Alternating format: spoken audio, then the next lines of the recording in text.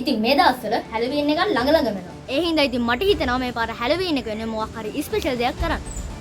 එහෙනම් අපි ලොකුම ලොකු වට්ටක්කයක් හදමු. වට්ටක්ක ගෙඩියක් තමයි ඉතින් හදන්න ගණන් ගන්න එපා. කොහොම හරි අපි එහෙනම් හදන්න පටන් ගමු. ගයිස් ඉතින් මේන් එනවා අපේ චෙෆ් ඉතින්. අපි ඉතින් මේ පස් අරන් යන්නේ. පස් මොකටද ඕන වෙන්නේ කියලා ඕගොල්ලන්ට වීඩියෝ එකේ පස්සේ බලා ගන්න පුළුවන්. මං ඉතින් මුලින්ම කරේ මල් පෝච්චියටක් අරගෙන ඒවට පස් දාගත්ත එක.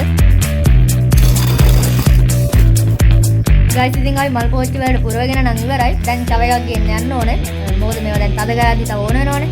ඕකටත් කියලා කියනවා. එහෙනම් යන් ගෙන්න.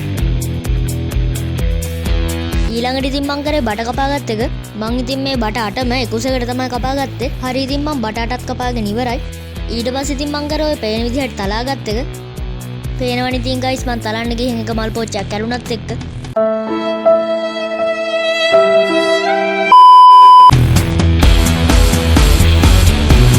හරි ගයිස් ඉතින් අපි දැන් කණු ටික නම් සෙට් කරලා ඉවරයි.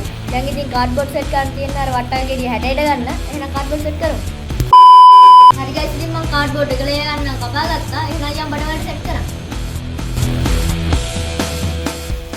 ඕගොල්ලෝ ඉතින් මේ වීඩියෝ එක අවසාන වෙනකම් බලන්න ගයිස්. මොකද ඕගොල්ලෝ හිතන්නවත් නැති දෙයක් වෙන්න තියෙනවා.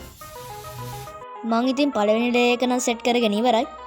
ගයිස් ඉතින් අපි කොමරු කනවා. ගයිස් ඉතින් මේන් එනවා අපේ චෙෆ් ඉතින්. හරි මෙහෙට කරන්න එපා. හරි ගයිස් ඉතින් මම දෙවෙනි ඩේ එකත් සෙට් කරගත්තා. හරි ගයිස් ඉතින් අපි දැන් ෆ්‍රේම් එක නම් ගහගෙන ඉවරයි. මං ඉතින් මෙතන තෙල් කඩදාසි 50ක් ගත්තා. එහෙනම් යන් අලවන්න.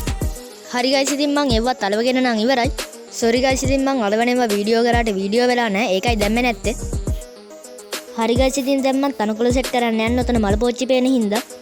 හරි දැන් අපි හැලෝවීන් පම්කින් එක නම් හදාගෙන ඉවරයි. හරි ගයිස් ඉතින් දැන් අපි බලමු අපි දවස් ගානක් මහන්සි වෙලා හදපු හැලෝවීන් පම්කින් එකේ ෆයිනල් ලුක් එක කොහොමද කියලා.